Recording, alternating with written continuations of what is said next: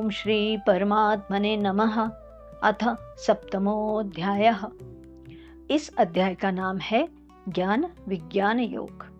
इसमें 30 श्लोक हैं।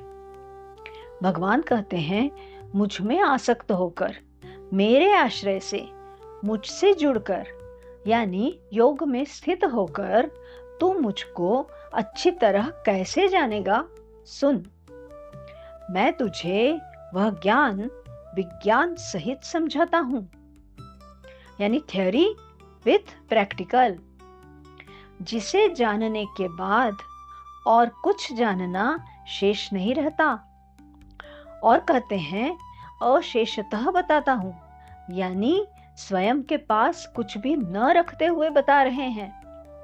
फिर कहते हैं कि हजारों मनुष्यों में से कोई एक इस ज्ञान को प्राप्त करने के लिए प्रयत्न करता है, और ऐसे हजारों प्रयत्न करने वालों में एक आध ही मुझे तत्व से जानता है। फिर अष्टधा प्रकृति और जीव प्रकृति का वर्णन करते हैं। इन दोनों से ही सारे भूत उत्पन्न होते हैं, और मैं सारे जगत का प्रभव और प्रलय हूं।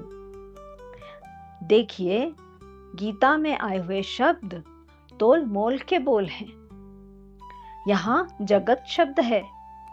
जगत का आदि अंत संभव है, परंतु विश्व पूर्ण है, उसका आदि अंत नहीं होता। फिर कहते हैं, मुझसे परे कुछ भी नहीं है, यानी सब कुछ ईश्वर में समाया हुआ है। और जिस तरह से सूत्र में सूत्र के ही मणि पिरोए हुए रहते हैं, वैसे ही यह सब मुझ में ओतप्रोत है। फिर बताया, सारे भूत मात्र का बीज मैं हूं, सूर्य चंद्र की प्रभा मैं हूं, तपस्वियों का तप मैं हूं, बुद्धिमान लोगों की बुद्धि भी मैं हूं। गुण रूपी माया के कारण यह सारा जगत मोहित हो रहा है, और मुझ अव्यय यानी अविनाशी को नहीं जानता। माया के द्वारा जिनका ज्ञान हरण कर लिया गया है, वे आसुरी भाव के दुष्ट लोग मुझको प्राप्त नहीं होते, क्योंकि वे मुझे नहीं भजते।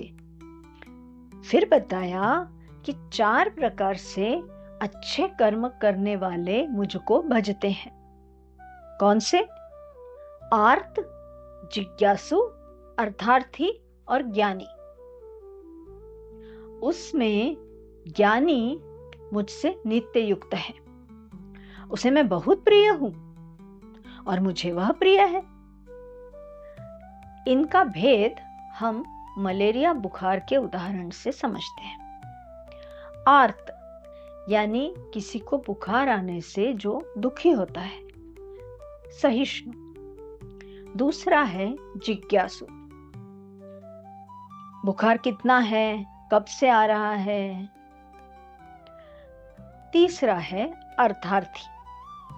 यहां धन संग्रह अर्थ अभिप्रेत नहीं है, क्योंकि अगले श्लोक में कहा है कि ये चारों उदार हैं।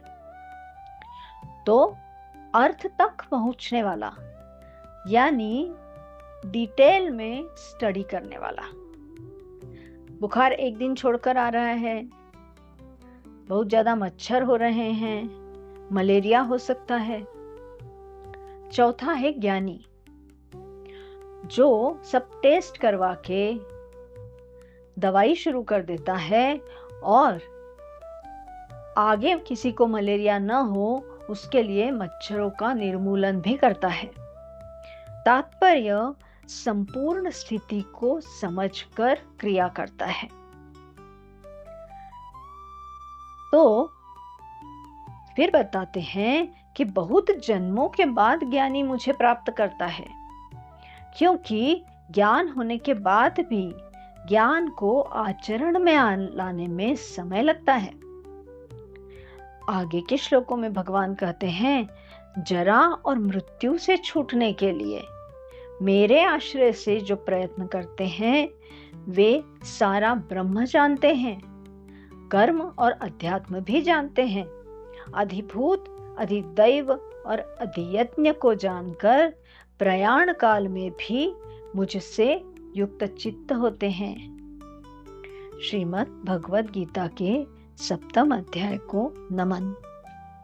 ओम तत्सदिति श्रीमद्भगवद्गीतासु उपनिषत्सु ब्रह्म विद्यायां योगशास्त्रे श्रीकृष्णार्जुन संवादे ज्ञान विज्ञान योगो नाम 7मोऽध्यायः।